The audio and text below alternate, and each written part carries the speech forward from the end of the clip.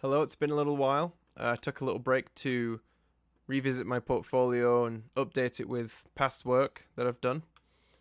And now that that's pretty much taken care of as much as I'm able to right now, time to get back to this. So, anyway, I'll just show what I've been preparing. So, I've been getting everything into Unreal.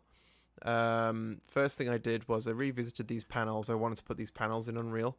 I just needed a better bake. So, I needed like weighted normals on the low poly so that it would bake, flat on. And these look much better now.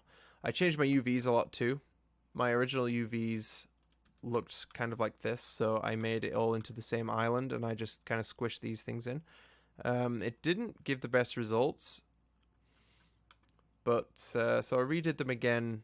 Like I have a lot of those like diagonal lines here, but I squared everything off. So wherever I could, I made sure that my seams were, horizontal or vertical. And I mean, some things you can't do much about like this. I mean, I guess I could square it off, but I don't know if it would look great. Um, anyway, so all of these are just much more organized now. And then pack them all up. There we go. So everything is much more squared off, which gives a cleaner normal bake on the seams especially. So yeah, I did that. I added some more like surface detail on the material. So like just roughness variations and some height information there on the paint and things. I think it looks more interesting now.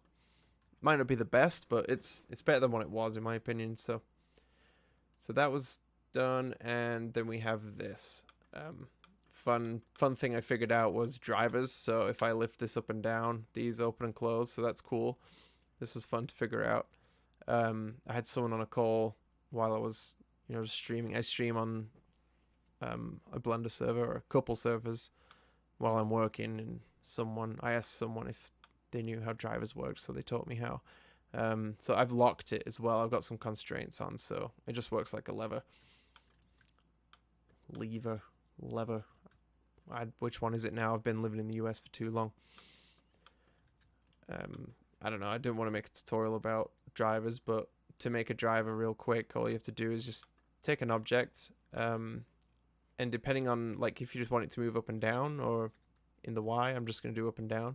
I just like right click which field I want to affect whatever I want to affect, like whatever.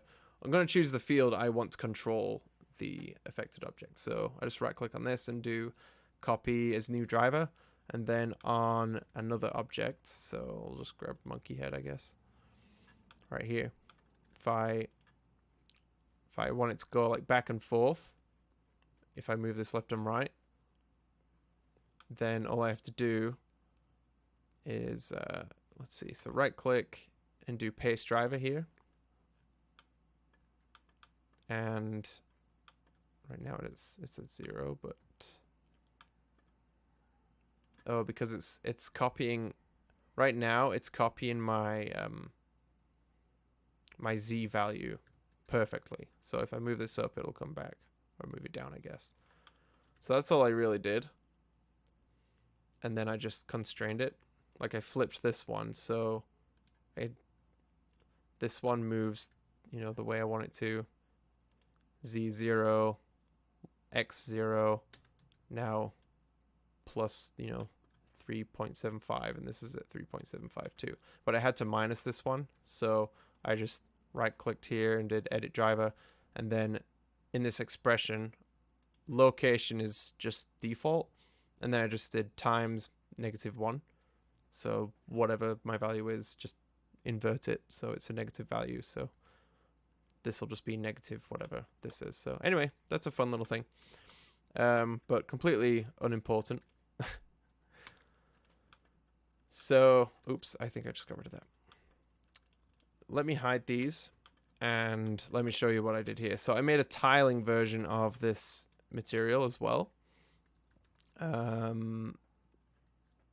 which, might need to be moved around. Just a minute. I was gonna sneeze. Woo! Didn't sneeze. So most of the UVs that I've been doing have been just projected from view. It's important just to keep straight UVs, especially when it comes along the seams. It's just a lot cleaner. So that's pretty straightforward. Like, here are my seams along here. But I'm trying not to say as much. I need to stop saying But when it comes to things like this, what I did here was, I just said again. I'll stop about that. Anyway. So I just scrolled up like that, and you can see that's where I made my seam. Then I got into the view that it needed to be and did like U project from view. So here we are, we have our projected islands here. But as you'll notice, if we're just projecting from the view, then we're going to get the stretching. But this is really easy to fix. So I just selected all of the insides. I guess in this case, I can just, scroll back down. That's Control Numpad plus and minus. But then I pinned these to keep the shape here. And once I pinned those, scroll back up and hit U. So then it expands that, and now we don't have those seams, and they still stay relatively straight. I mean, in this case, perfectly straight.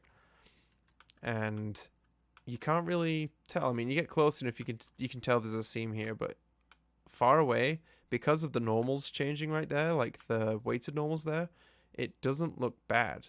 And you have to really inspect it to even notice it.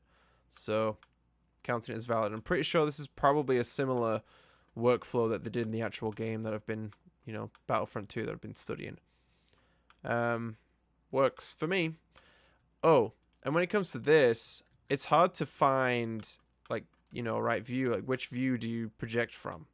There's I use this every now and then. If you can get the top view, the top orthographic view of the average normal of your face selection. So the average face selection normal. If you hold down Shift and hit numpad 7, that is the top view. So here's my little section here. So click these two, and I can actually highlight everything probably, and it will be just fine. I can do Shift numpad 7, and it's going to get the top on that. I use this a lot for off-access things. I think it's super useful. So I grabbed that and did the same thing. So I unwrapped a project from view and, did all that stuff. So anyway, I'm just going to undo all the work that I've done here because I had my UVs all at the same texel density. I think we're good now. Yeah. Okay. So yeah, then I did do the texel density check thing. So I just took the object here. You can do this in object mode, texel density add-on.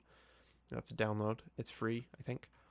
And you just select what texel density you want. So I just selected that one, I think. Anyway, just find something that floats your boat. Anyway, so I think that's all I'm going to do for this panel. That's ready to go, and so is the small doorway as well. So I'm just bringing all these into the engine. This is made with trims. I've already covered this in another video. It's not the cleanest. Like, I wonder, I might maybe make, I might need to update this trim sheet to look more like the panels now because I've updated the material. So it's going to have different roughness, and I don't know if the color's slightly different or not, but it needs to match. So I'll probably just redo this, and then maybe just for this outer bit, just use the tiling material that I made for this door, the big door. So anyway, that's everything I've done so far. Thanks for watching, and see you in the next update. Bye.